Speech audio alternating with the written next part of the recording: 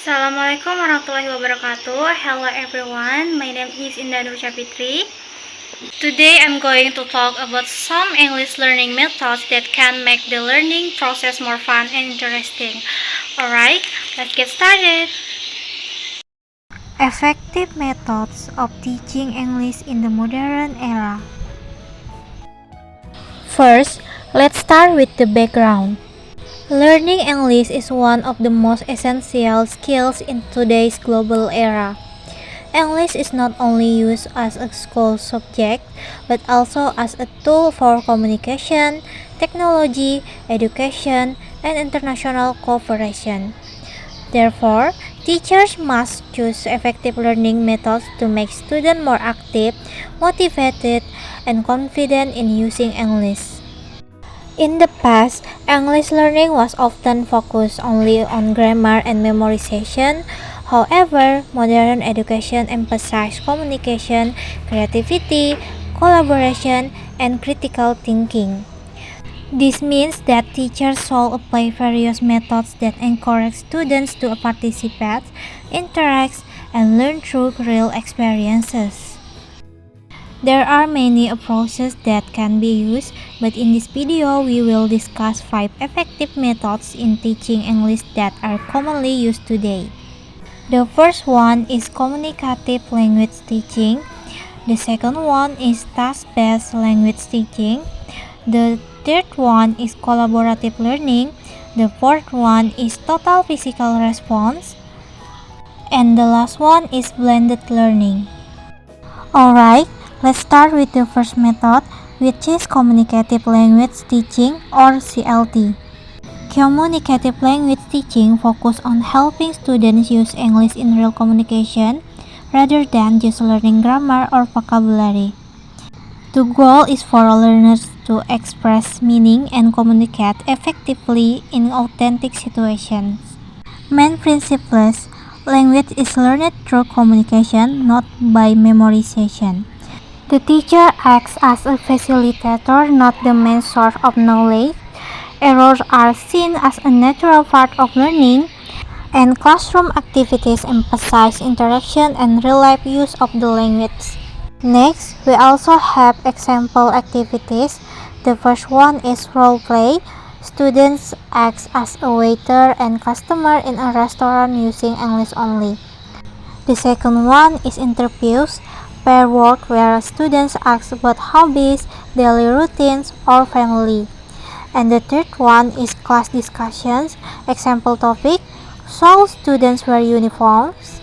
And we can also find advantages: improve speaking fluency and confidence, and creates an active and interactive classroom environment.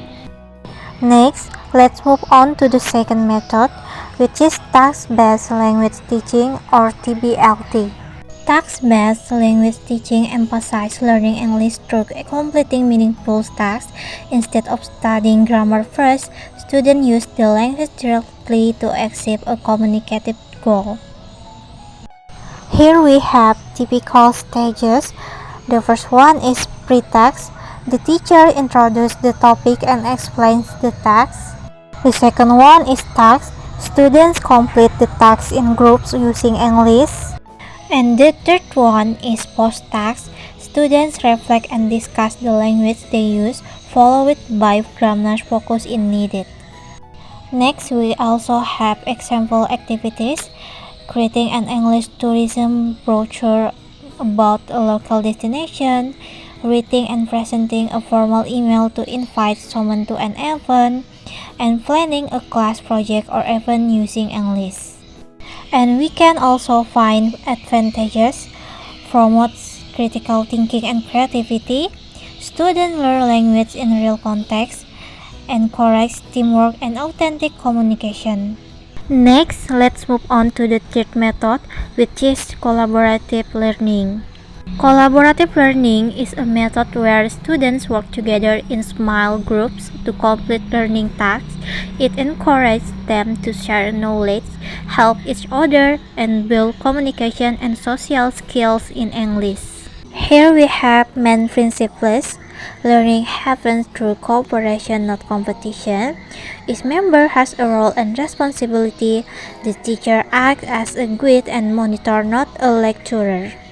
Next, we also have example activities. The first one is group projects, creating a short video or drama in English. The second one is peer review. Students check and comment on each other's reading. And the third one is problem-solving tasks. Students discuss and solve challenges in English. And there is also advantages, improves communication and teamwork skills, builds confidence and responsibility, create a friendly, supportive classroom atmosphere. Next, let's move on to the fourth method, which is Total Physical Response or TPR. Total Physical Response developed by James Asher combines language learning with physical movement. It's based on the idea that students remember vocabulary better when they physically respond to it. Here we have main principles too. Students listen and respond with action before speaking. No pressure to speak early, perfect for beginners or young learners. Learning happens naturally through fun and movement. Next, we also have example activities. The first one is teacher gives comments like stand up, open your book, touch your nose, and students follow. The second one is Simon Says game in English, and the third one is teaching verbs like jump, run, sit, or walk through action. And there is also advantages, makes vocabulary easier to remember, reduces anxiety and stress in learning English, highly engaging for children and beginners. And finally, the last method is blended learning. Blended learning combines traditional face-to-face teaching with online or digital learning. It uses technology to make learning English more flexible, modern, and engaging. Here we have main principles too, a mix of in-class and online learning activities. Students can learn independently outside the classroom, and teachers act as facilitators, guiding students in using technology. Next, we also have example activities. The first one is watching grammar or pronunciation lessons on YouTube and discussing them in class.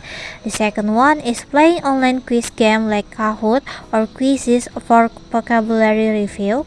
And the third one is submitting reading tasks via Google Classroom and receiving digital feedback. Next, we can also find advantages too. Encourage self-directed learning, makes lesson more interactive and technology-based, and suitable for modern learners who enjoy using digital tools. Now we come to the final part, which is the conclusion. All 5 methods share a common goal, making students the center of the learning process.